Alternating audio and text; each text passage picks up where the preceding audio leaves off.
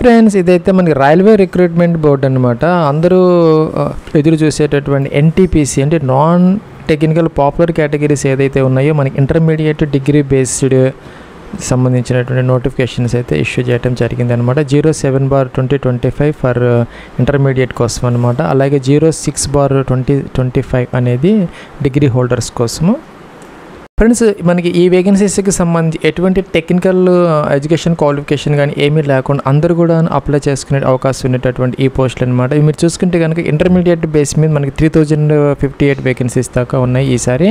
అలాగే degree base మీద వచ్చేసరికి మనకి 5817 వేకెన్సీస్ దాకా ఈసారి నోటిఫై అయితే చేయడం జరిగింది.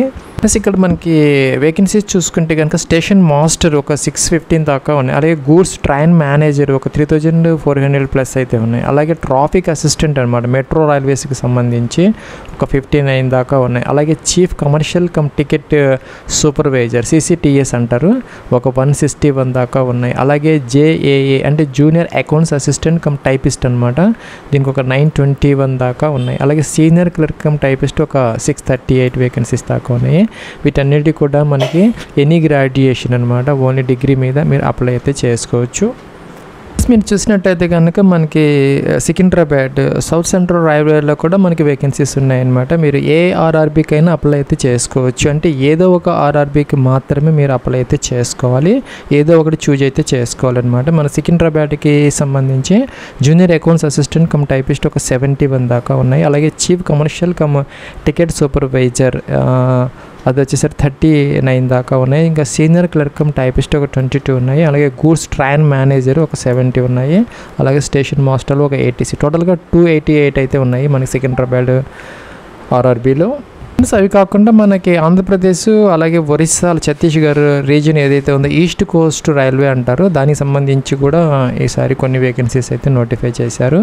సీనియర్ క్లర్క్ కమ్ టైపిస్ట్ ఒక 21 దాకా ఉన్నాయి. గూడ్స్ ట్రైన్ మేనేజర్లో 345 దాకా ఉన్నాయి. అలాగే స్టేషన్ మాస్టర్లో 26 అంటే దాదాపుగా మనకి 392 వేకెన్సీస్ అయితే మనకి ECOR రైల్వేలో అయితే ఉన్నాయి డిగ్రీ బేస్ మీద.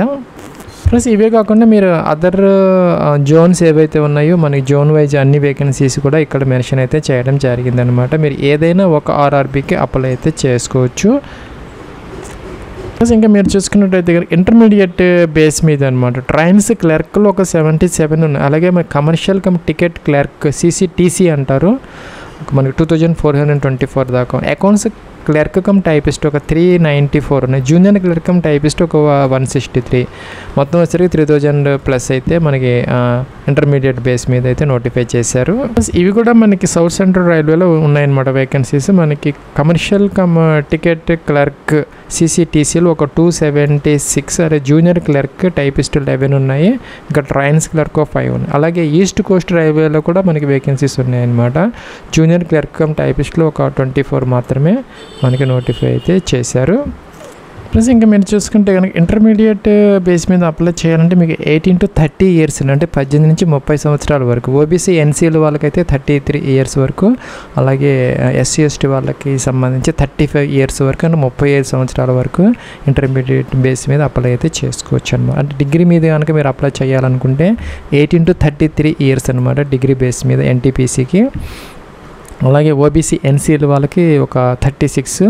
అలాగే SC ST వాళ్ళకి సంబంధించి 38 years వరకు కూడాను ఏజ్ రిలాక్సేషన్స్ యాజ్ యూజువల్గా మనకి అప్లికబుల్ అయితే అవుతాయి. ప్లస్ మనకి OBC అలాగే EWS క్యాండిడేట్స్కి సంబంధించి ఈ సంవత్సరం అంటే April 1 తర్వాత తీసుకున్నటువంటి కేటగిరీ సర్టిఫికేట్స్ తప్పనిసరిగా మీ దగ్గర అయితే ఉండాలి. ఇంకా ఫీజు చూసుకున్నట్టయితే కనుక general OBC EWS candidates 500 rupees వరకు పే చేయాల్సిన అవసరం అయితే ఉంటుంది. దీంట్లో ఒక 100 రూపీస్ మాత్రం వాళ్ళు తీసుకుంటారు. CBT 1 అయిపోయిన తర్వాత మీకు వెనకైతే 400 రూపీస్ వెనక్కి వస్తాయి అన్నమాట. అలాగే SC ST PWD candidates ex service man అలాగే ఫీమేల్ క్యాండిడేట్స్ అంటే all female candidates SC ST PWD candidates ex service man 250 rupees pay చేయాలి. కంప్లీట్గా మొత్తం అమౌంట్ అయితే మీకు వెనకైతే వచ్చేస్తుంది అనమాట. సో అయితే మనకి ఇక్కడ మన male candidates general OBC EWS candidates అంటే టోటల్గా మనం పే చేసేది ఓన్లీ 100 రూపీస్ అనమాట. మిగతా వాళ్ళకి ఎవరికి ఫీజు లేదు. అయితే మనం మొదట పే చేయాలి, తర్వాత వెనకైతే మనకి వస్తాయి అన్నమాట. అలాగే SC ST క్యాండిడేట్స్కి వీళ్ళకి సంబంధించి మనకి ఫ్రీ ట్రైన్ ఫేర్ అయితే ఇవ్వడం జరుగుతుంది. ఇంకా అప్లికేషన్ ఆన్లైన్ ప్రాసెస్కి సంబంధించి మనకి ఆర్ఆర్బి apply.gov.in అనేది మనకి డిఫాల్ట్గా ఉన్నటువంటి అప్లికేషన్ లింక్ అనమాట. ఇక్కడ చూసుకుంటే కనుక మీకు కనుక గతంలో అకౌంట్ ఉంటే డైరెక్ట్గా ఇక్కడ మీరు లాగిన్ విత్ ఆధార్ లేదంటే login with RRB account credentials అని ఉంటుంది, ఈజీగా అయిపోవచ్చు. లేదంటే కనుక ఈ విధంగా మీరు క్రియేట్ అకౌంట్ అయితే చేసుకొని రెడీగా పెట్టుకుంటే ఆ రోజుకి మీరు అప్లై అయితే చేసుకోవచ్చు. మనకి అప్లై అనేది స్టార్టింగ్ వచ్చేసరికి ఇంటర్మీడియట్ బేస్ మీద అయితే మనకి 28 అక్టోబర్ స్టార్ట్ అవుతుంది, ఇంకా 27 నవంబర్తో అయిపోతుంది. ఇంకా డిగ్రీ మీద అయితే కనుక మొదట స్టార్ట్ అవుతుంది కాబట్టి 21 అక్టోబర్ 2025 స్టార్ట్ అవుతుంది, 20th నవంబర్తో అయితే ఇది అయిపోతుంది అనమాట. ప్లస్ ఇప్పుడు మనకు ఒక సెక్షన్ కంట్రోలర్ అనేది అప్లికేషన్ ప్రాసెస్ జరుగుతుంది. ఇది అయిపోగానే ఇవి అయితే స్టార్ట్ అయితే చేయడం జరుగుతుంది. దానికోసం మనం సెపరేట్గా వీడియో అయితే చేయడం జరుగుతుంది 21 అక్టోబర్ 2025. ఈ లోపల కావాలంటే మీరు ఇక్కడ ఈ విధంగా అయితే రిజిస్ట్రేషన్ చేసుకొని పెట్టుకుంటే ఒక 5 minutesలో మీరు అప్లికేషన్ అయితే పెట్టుకోవచ్చు లాగిన్ అయిపోయి. ప్లస్ మీకు కనుక గతంలో కనుక అకౌంట్ లేకపోతే ఇక్కడ క్రియేట్ అనే అకౌంట్ అని ఉంది, దీని ద్వారా మీరు అకౌంట్ అయితే క్రియేట్ అయితే చేసుకోవచ్చు. ఈ విధంగా ఇక్కడ క్రియేట్ అకౌంట్ ఫామ్ అనమాట. ఇది ఇక్కడ కిందకు వచ్చేస్తే కంట్రీ ఆఫ్ నేషనాలిటీ ఇండియా అయితే మనం తీసుకోవాలన్నమాట. ఇంకా personal information as recorded in the matriculation అంటే 10th క్లాస్ సర్టిఫికేట్ లేదంటే మార్క్ లిస్ట్ ప్రకారం మీ యొక్క ఫుల్ నేమ్ అయితే ఇక్కడ ఎంటర్ అయితే చేసుకోవాలి. ఫ్రెండ్స్ ఇక్కడ ఫుల్ నేమ్ అయితే ఎంటర్ చేసుకోవాలి విత్ సర్నేమ్తో సహా. అదైతే ఇక్కడ మనం సెకండ్ టైం రీటైప్ అయితే చేసుకోవాలన్నమాట. నేమ్ ఇక్కడ ఇచ్చిన నేమ్ సేమ్ యాజ్ ఇట్ ఈస్గా ఇక్కడ 10th class mark list sheet లేదంటే సర్టిఫికేట్ ప్రకారం ఎంటర్ అయితే చేసుకోవాలి.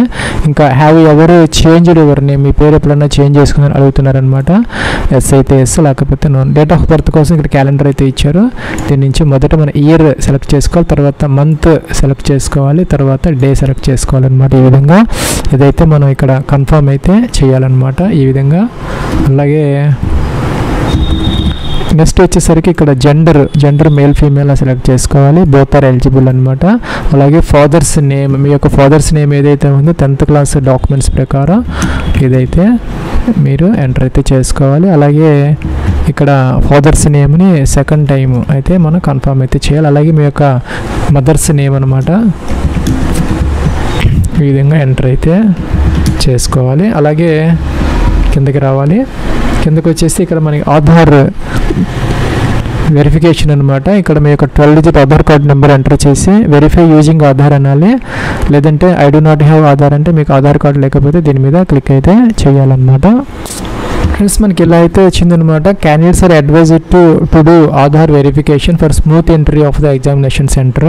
మీ యొక్క ఎగ్జామినేషన్ సెంటర్ ఇవన్నీ కూడాను స్మూత్గా ఈ యొక్క ప్రాసెస్ జరగడానికి ఆధార్ కార్డుని వెరిఫై చేసుకోమని చెప్పేసి అడ్వైజ్ అయితే ఇస్తున్నారనమాట. RRBs will not share your Aadhaar details with any third party or use them for any purpose other than the objective of this CEN. ఈ యొక్క ఎగ్జామినేషన్కి సంబంధించి మాత్రమే ఈ యొక్క డీటెయిల్స్ని తీసుకుంటారు, కానీ మీ యొక్క ఆధార్ డీటెయిల్స్ని ఎవరికి షేర్ చేయరనమాట. సో మీ యొక్క డేటా అనేది ప్రైవసీ అయితే ఉంటుంది. మీరు చక్కగా వెరిఫై అయితే చేసుకోవచ్చు. ఆధార్ కార్డు ఉంటే వెరిఫై ఆధార్ అంటే మీరు ఆధార్ కార్డు నెంబర్ ఇచ్చేసి వెరిఫై అయితే చేసుకోవచ్చు. లేదంటే I do not have Aadhaar card అంటే దీని మీద క్లిక్ అయితే చేయాలన్నమాట. ఫ్రెండ్స్ ఎవరైతే ఆధార్ కార్డు మీ యొక్క కన్సెంట్ ఇవ్వలేదో నో అనుకున్నారో వాళ్ళకి మాత్రం ఇక్కడ వ్యాలిడ్ ప్రూఫ్ ఆఫ్ ఐడి కోసం అయితే ఇక్కడ వేరియస్ ఆప్షన్స్ అయితే ఇచ్చారు. Driving licence, passport, PAN card, voter ID, ఇంకా ఎంప్లాయర్ ఐడి అనమాట. స్కూల్, కాలేజ్, యూనివర్సిటీ దానికి సంబంధించినటువంటి ఏదైనా ఐడి కార్డు ఉన్నా అది కూడా మీరు సెలెక్ట్ అయితే చేసుకోవచ్చు.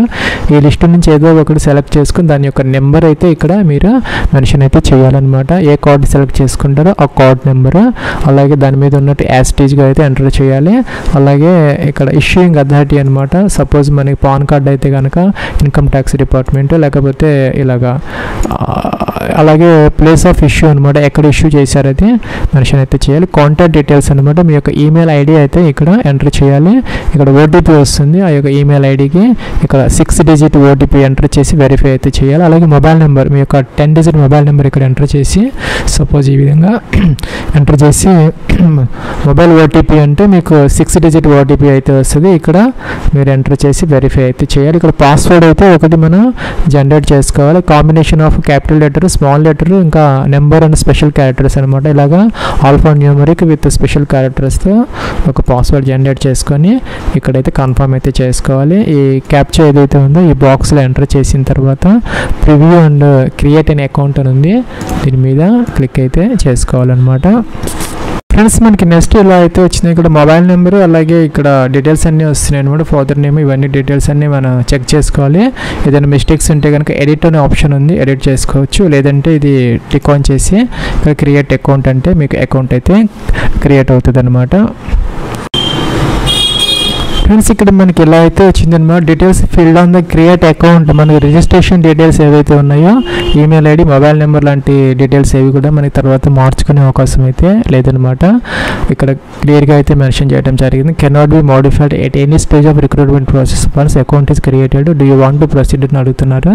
సో మీరు ఇక్కడ క్యాన్సిల్ అయ్యి చెక్ చేసుకోవచ్చు. లేదంటే అన్ని ప్రాపర్గా ఉన్నాయి అనుకుంటే మీ యొక్క మొబైల్ నెంబర్, ఈమెయిల్ ఐడి అన్నీ కూడాను ఇక్కడ ప్రొసీడ్ అయితే